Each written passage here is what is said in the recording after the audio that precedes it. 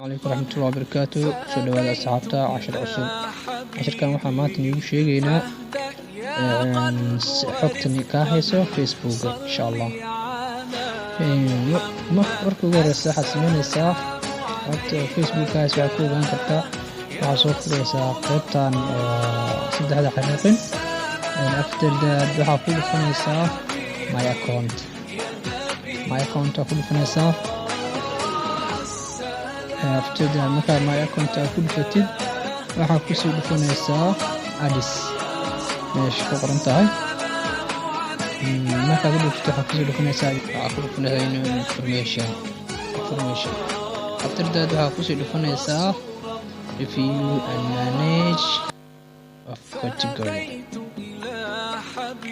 after that waqtana waxaa kusoo baxayaan informationkaada dhammaystiran oo ka hayso Facebook. xataa waxay sheegaysaa mobilkaada tid wadankaa joogtid waxyaalo lamid ah.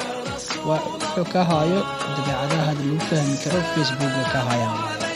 marka ka digtoonaada iskana xir insha Allah. qaabka loo xirana insha Allah soo gudbin doonaa.